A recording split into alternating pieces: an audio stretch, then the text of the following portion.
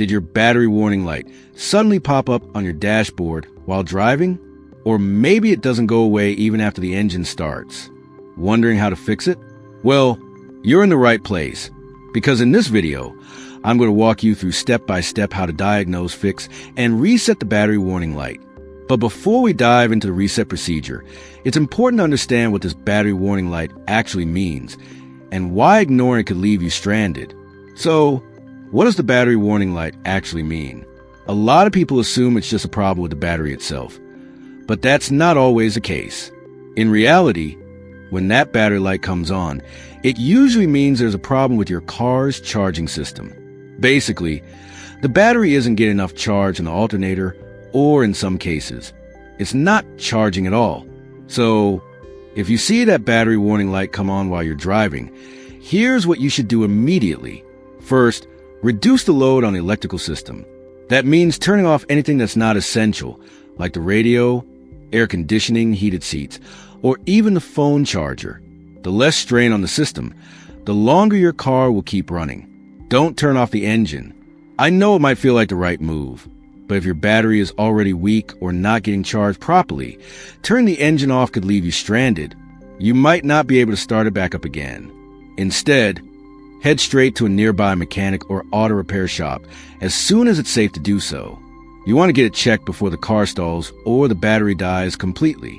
All right, now that we understand what the battery warning light actually means and what to do if it comes on while driving, let's move on to how you can troubleshoot and reset that warning light. All right, the first thing you should always check is the battery terminals. Pop the hood and take a good look at them. Are they clean and tightly connected? If you spot any corrosion or build up that chalky white or green stuff, it could be interfere with the battery's ability to charge properly. Before you clean anything, make sure the car is completely turned off or the key is removed from the ignition. This is crucial for safety. Start by disconnecting the negative terminal first. This is a safety precaution to prevent accidental short circuits while you're working on the battery. Once the negative is off, go ahead and remove the positive terminal. Now, take a close look at both the terminal and the cable ends. If you see any corrosion, that crusty white or bluish green buildup, it's time to clean it off. Use a designated battery brush to gently scrub away the corrosion from the metal surfaces. For even better results, you can use a battery cleaner spray, like CRC battery cleaner. It helps dissolve stubborn corrosion and preps the surface for protection. Once everything is clean and dry, apply a battery terminal gel or grease to prevent future corrosion. Here's an important safety tip. Always wear gloves when working around the battery. It protects your hands from acid exposure and potential burns. When reconnecting the terminals, attach the positive terminal first, then the negative. This order helps minimize the risk of sparking. Once it's all done, restart the car and check your dashboard. In many cases, simply cleaning and securing the battery terminals is enough to clear the battery warning light. Next, check if the battery itself is dead or weak. While the battery warning light usually points to a charging system issue, a failing battery can still be the root cause. If your battery isn't holding a charge properly, maybe due to age or internal damage, it puts extra strain on the alternator and the rest of the charging system. That added load can easily trigger the warning light. To check the battery's condition, use a multimeter. A healthy battery should show around 12.6 volts when the engine is off, and between 13.7 to 14.7 volts when the engine is running. If the readings are significantly lower, it's a sign the battery might be on its last legs. Not sure how to test it? No worries. Most auto parts stores will test your battery for free, so it's worth getting it checked before you decide to replace it. If you found this video helpful and want to see more guides on how to reset dashboard warning lights and fix common car issues, make sure to give this video a thumbs up, subscribe to the channel, and share it with your fellow car enthusiasts. And don't forget to hit that notification bell so you never miss an update when we drop a new video. Next, check if a fuse is blown, because here's something a lot of people don't know. Your alternator needs a bit of external current to get started, a process called excitation. That current comes through a fuse. And if that fuse is blown, the alternator simply won't build the voltage it needs to charge your battery.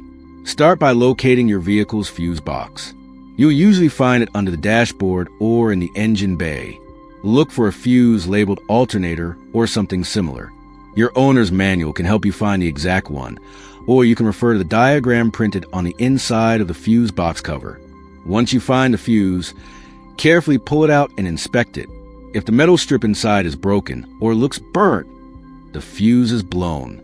Simply replace it with a new fuse of the same amperage, and that could solve your charging issue. Now, even if the fuse is fine, the battery still might not be charging properly due to corroded or loose wiring, especially if it's disrupting the alternator's excitation circuit. The alternator relies on clean, solid electrical connections, not just to generate power, but also to send it back to the battery for charging.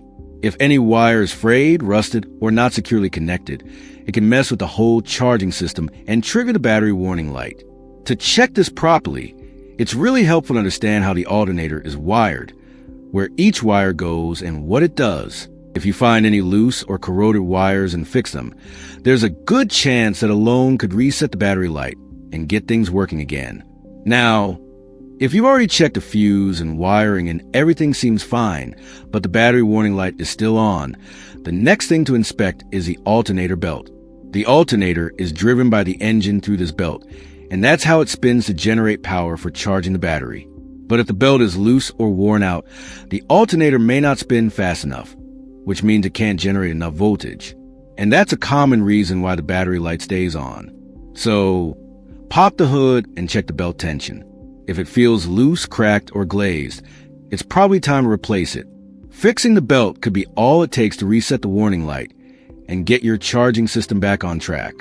If you've checked everything else, the battery, fuse, wiring, and belt, and the battery warning light is still on, it's time to take a closer look at the voltage regulator. The voltage regulator is responsible for maintaining the correct charging voltage to the battery. If it fails, it won't properly control the alternator's output, which means your battery could either be undercharged or overcharged, both of which can trigger the warning light. Now, here's an important tip. Many mechanics might recommend replacing the entire alternator, but the alternator itself is a very reliable and durable component. It rarely fails on its own. More often, it's the voltage regulator inside or attached to the alternator that goes bad.